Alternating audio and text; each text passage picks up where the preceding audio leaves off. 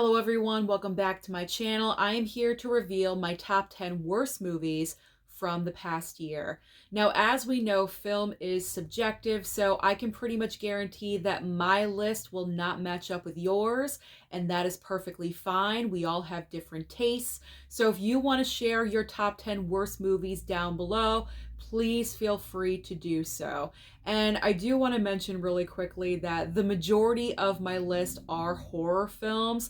That's just the way it worked out this year, because as much as we had good, solid horror movies this year, we also had a lot of clunkers as well. So they do make up the majority of my list. If you're a fan of any of these horror movies, please do not be offended. It's just my opinion. But let's start off with number 10. Number 10, I chose Ghostbusters Frozen Empire. So the reason why Ghostbusters is on my list is because I feel like with Frozen Empire, this movie really solidified the fact that we need to let go of the legacy Ghostbusters, the ones that I grew up watching. We need to let them go.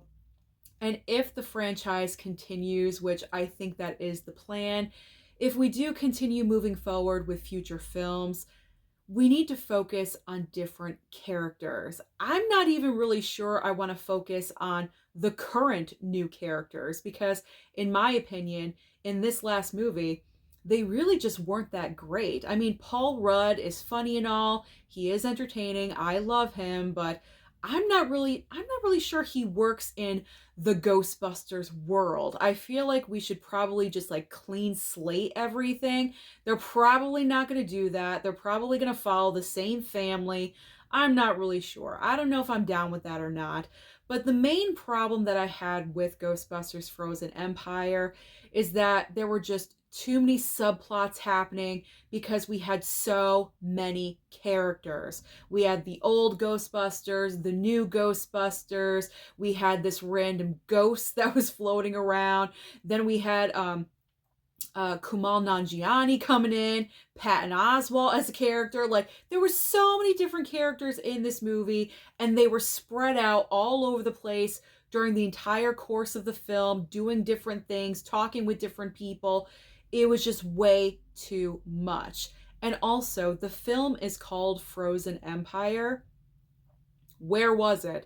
We got Frozen Empire for about the last 20 minutes of the movie. That was it. So even the title of the film did not really make sense with what was happening. I just wanted a little bit more Frozen. We should have gotten that for at least half of the runtime, and that did not occur. So I was not impressed. I was very disappointed with Frozen Empire because I really enjoyed Afterlife. I thought Afterlife was a great, like, rejuvenation of the Ghostbusters franchise. And then to go up and then down within one movie is not good. Really, really not good.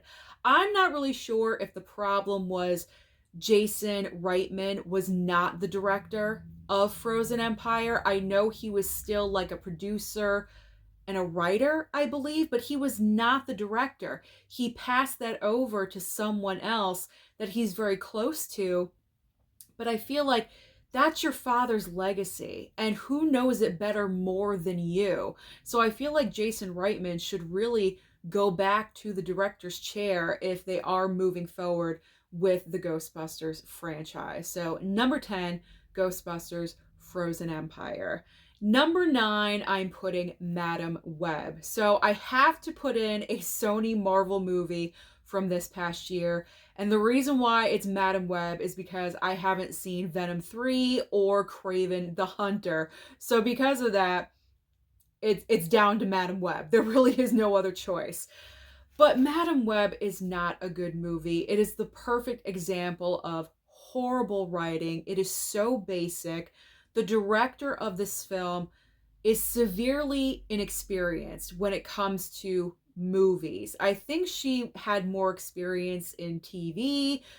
I looked at her IMDb a long time ago, like when Madam Web came out, because after I watched the movie, I was saying to myself, who directed this? So I looked it up, and I looked up her experience, and I believe, if I'm remembering correctly, She's not that experienced when it comes to movies, and it shows. So you have a horrible basic script, a non experienced director, and then the third part of this is that your main star, Dakota Johnson, clearly does not want to be there. The entire time that she's acting in the movie, it is just so like, whatever, I'm just going to say these lines and get a paycheck. And she pretty much acted that way when she was doing publicity for the film. I mean, even Sydney Sweeney said that she agreed to do Madam Web so she could finance Immaculate. That was the movie that she really wanted to do, and so she needed the money to do so. So that's why she did Madam Web. I mean, that is pretty bad. That's pretty horrible if your stars are thinking about other things or other projects and not focusing on the one that they're currently in. So yeah, Madam Web just did not work. It's basic. It's just basic. It's basic, borderline boring, pointless. Why did we even need this? But that's pretty much how we feel about the entire Sony Marvel little franchise that they were building. And hopefully it's done now. They're not doing it any longer. All right, coming in at number 8, I put In a Violent Nature. So some of you really, really love this movie, and I get it. I can understand why you're a fan of it. But for me personally, I found it boring. But don't get me wrong, there were a couple of kill moments that I really, really did enjoy. It did have a couple of great inventive kills, so that's good. I like the outfit of the killer. It's very like specific and okay, I like that. I like how the killer looks. But the entire time that we're watching the movie, we are following the killer. It's his perspective, which I do like that. It is different from his perspective, but it was just slow. It was very slow, and it wasn't enough to fulfill the dead spots in the movie. So there were just several times when I was watching, I was extremely bored. And then by the time we got to the end of the movie, the last 10 to 15 minutes, I was just completely turned off. I thought it was just dumb. I didn't understand why the point of view changed from the killer to this random girl that was a part of an attack, and she escaped, and then she found this woman to pick her up on the side of the road driving a truck, and then it's the two of them talking, kind of like the old lady in the truck is talking and the other one's just listening, not really talking, kind of just like digesting everything that just happened to her. I was expecting the killer to come out of the bushes from somewhere and get them in the final minute of the movie. I was expecting anything, and that did not happen. So the ending really killed it for me. The ending solidified the worst. If it wasn't for the ending, it probably would have been in the middle of the pack somewhere, but because of that ending, it just really, really turned me off. So, In a Violent Nature, unfortunately, to me, is in my worst list. Number 7, I'm going with Imaginary. And the reason why Imaginary is on the list is because this is a prime example of a basic horror film from Blumhouse where it seems like they have a great concept for a movie, but they just can't execute it correctly. It gets messy in the middle, and then the ending is extremely disappointing because that is really what is going on in this movie. You have the case of your imaginary friend, and there's this bear that you were attached to when you were little. Okay, that sounds kind of interesting. We could possibly, do something with that. That's creepy. It's something everyone can relate to.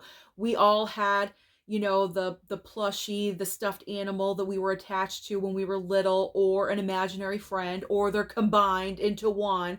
I mean, every single kid had that. So it's definitely something that we can all relate to. So that's where it's good. That's where, the idea of the movie is good.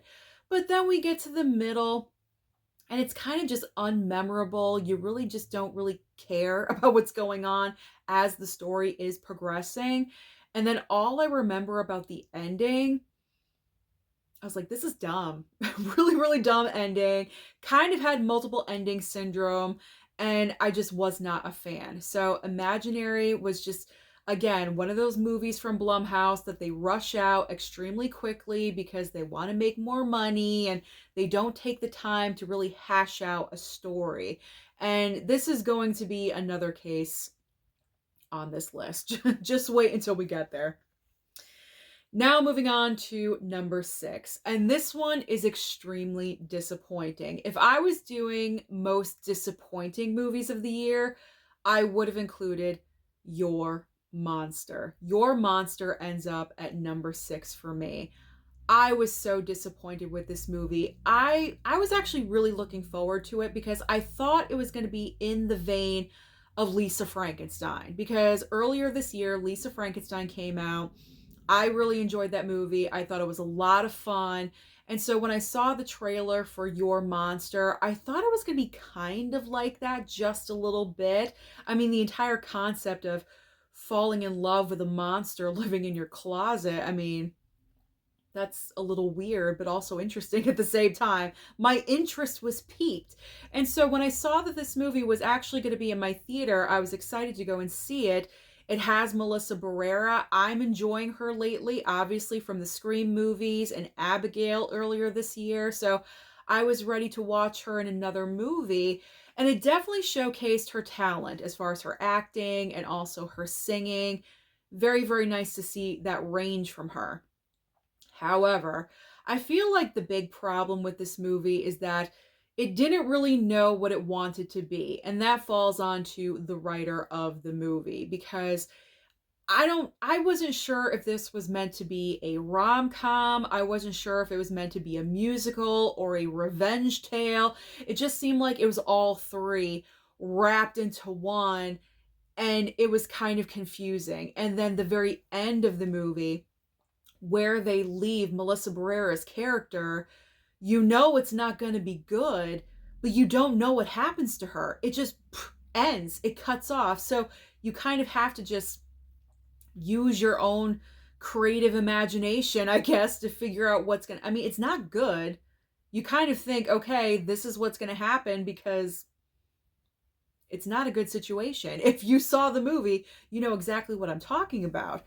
And I don't want my lead character in that situation. So I just didn't get it. I didn't understand why they ended the movie like that. It was just very, very weird. So disappointing.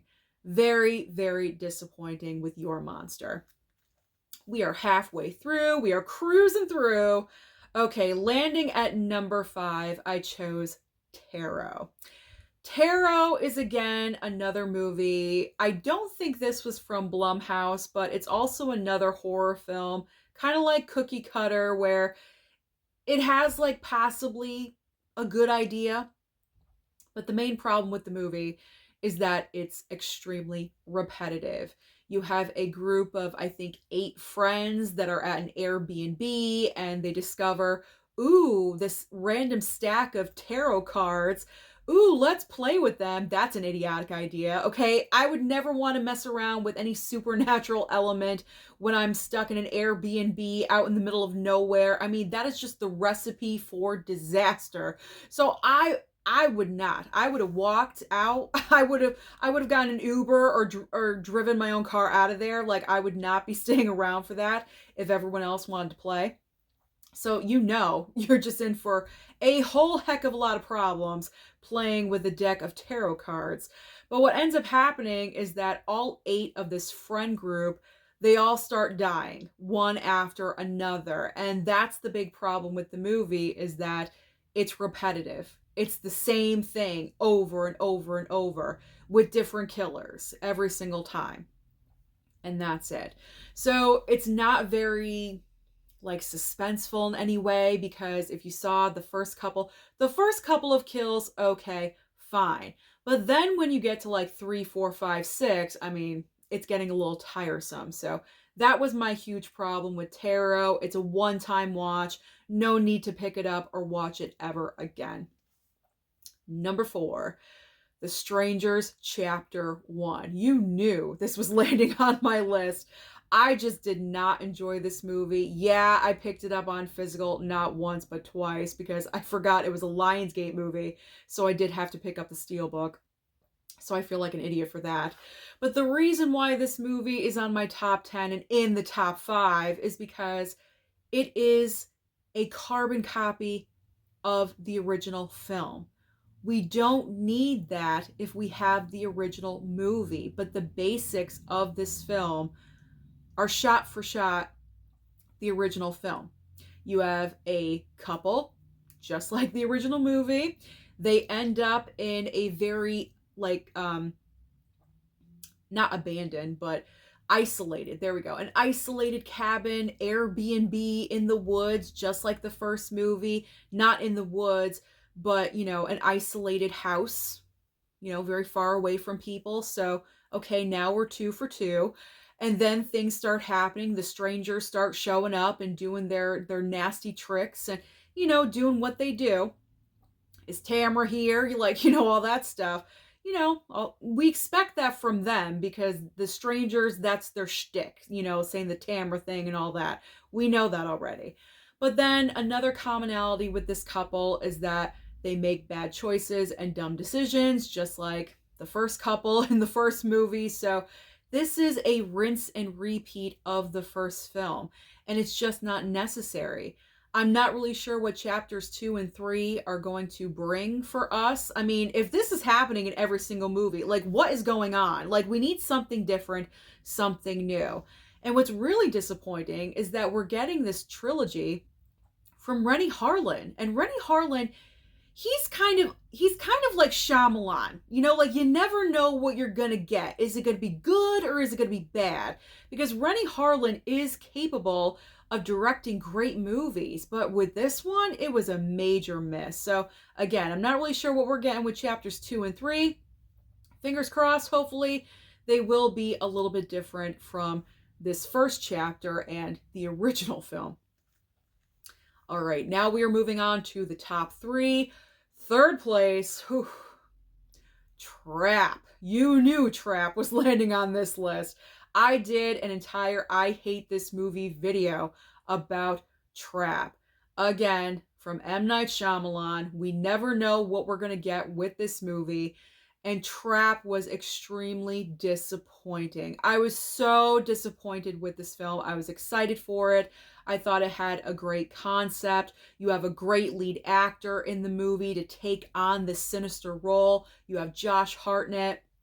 The first 20 to 25 minutes of the film, I really enjoyed.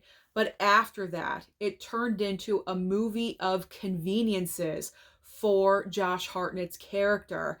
And then after that, after the ball of ridiculousness started rolling down the hill, it just started gathering more ridiculous and more ridiculous as it was rolling along.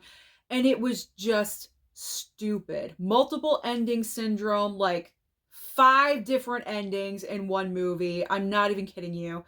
And then the cherry on top of the ridiculous sundae is that M. Night Shyamalan cast one of his daughters as the pop singer, and he made the huge mistake of giving her a large acting role in the movie as well, because guess what? She can't. She cannot act for anything. She cannot act her way out of a paper bag. She was horrible. Absolutely awful. It's like she was vacant. She had no emotion in her eyes or in her face whatsoever. It's like she was reading lines off of a cue card in front of her. It was just bad. Absolutely bad. So I don't have anything positive to say about Trap except for the first 20 to 25 minutes as they were setting up the entire experience of a concert. That was great. It was so accurate and real. I'm like, yes, this is great. It's the full-on experience. I'm excited for this. And then it just went down. It went downhill for me. So Trap made the list, but that is no surprise. All right. Let me put my notes down. Once I get to the top 2, then I can put my notes down. So second place, the runner-up is The Crow. Now, I am not a huge fan of the 1994 original Crow. I kind of missed out on that because I was 14. I don't know, like I just really wasn't into like that type of movie, I guess, and I never watched it until this past year. So I have seen it one time. And I do understand the loyalty and the love of the Crow fan base, and this new version of the Crow just was not needed. It was not needed at all. And I was keeping an open mind about this version because I'm not a loyalist to that original movie. So I'm thinking, you know what? Maybe I'll be able to accept this one because I'm not attached to, the 1994 version. But let me tell you something. Bad is bad. No matter how you look at it, bad is bad. And The Crow is horrible because the chemistry between Eric and Shelley in this version of The Crow is not really there. Like, I didn't really see it all that much. What really bothered me is that these two people are in a situation where they know that people are after them. They know that they're going to get caught if they're not moving. If someone was after you, you would be gone. You'd be crossing state lines. You would be out of there and go into hiding, change your names, whatever you have to do to save your lives. Not these people, not Eric and Shelley.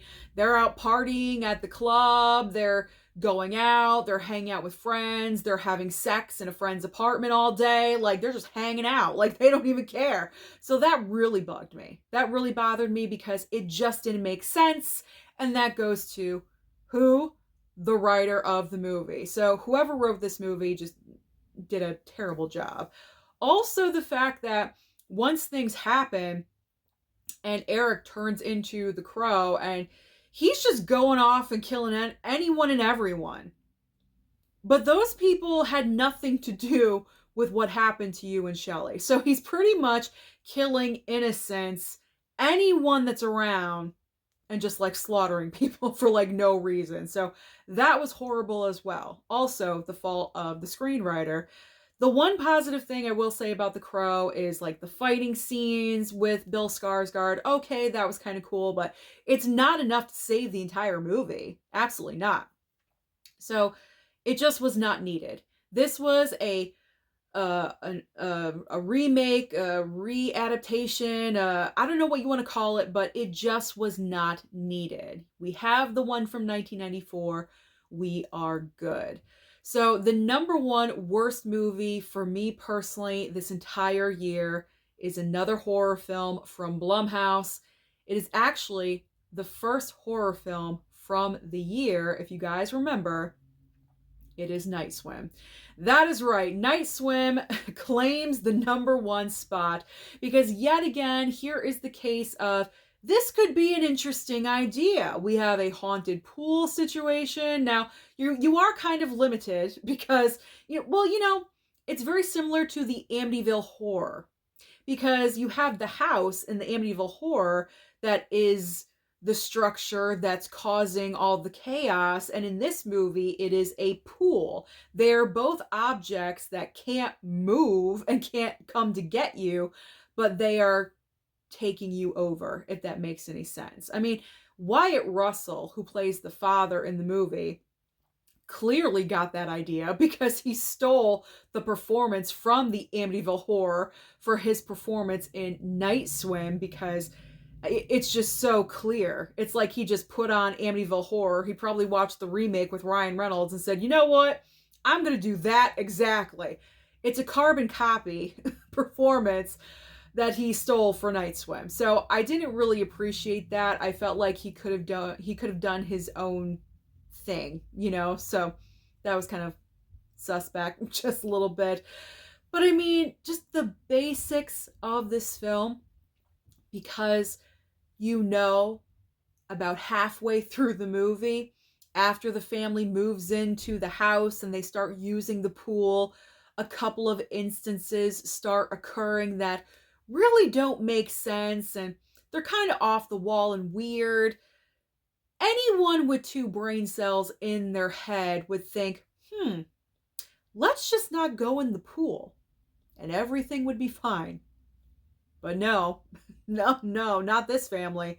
They keep on using that pool. I mean, I would understand if the father still did, because obviously he's the one that's being corrupt by this pool, because he's the one going in all the time because of his multiple sclerosis. Going into a pool and relieving the pain and the pressure is amazing in a pool. So that's the reason why the father keeps going in. But why does the rest of the family keep going in? Like, after these experiences start happening, stop using the gosh darn pool. But I mean, I guess if they did, we wouldn't have had a movie. And I always have to say that to myself, because if people actually listen to reason, or if characters actually listen to reason in movies, then we would not have a film in front of us. But it just was not great. It was horrible. And then, like, the stupid, like, ghosts that were, like, in the pool, and the sequences of dragging the people down. I don't know. Like, it was just, I don't know. Like I said, I don't know what they could have done to make this an interesting concept, but Blumhouse, you really got to stop putting out horror films like this. Take your time. You are capable of good movies. You just need to take your time, hire better screenwriters, and you can make magic happen. But Blumhouse, you just, I don't know. You made my worst list yet again. You have a couple on my worst list, and it's not good. So those are my top 10 worst films from the past year of 2024. Again, if you want to share your personal top 10, I keep saying horror list. If you want to share your top 10 worst list of the year, then feel free to comment down below. Don't forget to like and subscribe before you leave, and I'll see you next time.